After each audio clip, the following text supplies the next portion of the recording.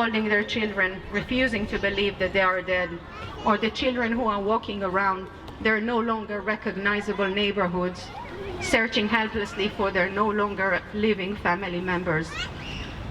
I think about journalists and photographers who, with little choice but incredible determination, risk their lives and limbs from dusk to dawn to document the atrocities of this genocide. According to the Euromed monitor, the numbers are much higher than those of the Ministry of Health, as they count those who are missing and buried under the rubble more days than one could possibly survive. 24,711 people. Almost 23,000 of them are civilians. These journalists and photographers also document the insistence on living amidst a genocide. And I think of this long, unfair coexistence, which was enforced on Palestinians not just now, but for 75 years. Since October, 90 journalists have been murdered and targeted. At the same time, I'm obsessively reading and consuming mainstream press in Israel and around the world to observe, to document, and to learn the ways the Zionist machine and its international lobbying powers are also working extra hours to justify this genocide and displacement, and to delegitimize the valid criticism of Israel.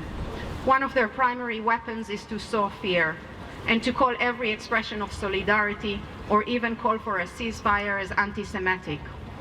Anti-Semitism is grave and severe and incompatible with any movement for collective liberation. Ironically, this tool is now being used by the governments who are complicit in their unyielding support of Israel. Ironically again, these are the governments of the places who have eagerly deported and sought to exterminate Jewish people less than a century ago, who are also complicit in the founding of the Israeli state and are now self-appointed judges of how and what anti-Semitism is and how Jewish people should conduct themselves. They are also the ones that voted against or abstained from voting for a ceasefire as a bare minimum urgent measure. We will remember and hold every one of them accountable. But we will not let them control us and our ability to call it out. I want to remind these governments who have neglected to protect both Palestinians and Jewish people in their support of this genocide that Israel is not the home of the Jewish people. We have many homes. And if anything, by claiming such, they put us, Jewish of the diaspora, at risk.